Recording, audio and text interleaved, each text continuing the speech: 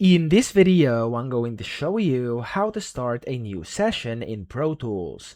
Now to do this, first you want to go to the top left, click on File, and then either click on New over here, or you could also press Ctrl+N on your keyboard, and it's going to just open up this window for you. Then from here, you want to go to Session up top, so it's going to be the first one. Click on Session.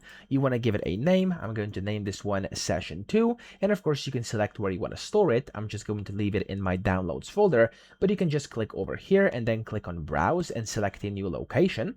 Then here you can set your session configuration. So of course you have the file type, sample rate, bit depth, and then I/O settings, which is of course input and output. And then over here you have some multiple settings as well if you want to add these. And then from here you can simply click on the Create button, and that's going to create and start a new session in Pro Tools just like that. So I hope this video helped you out. If it did, please subscribe to the channel and help me out as well.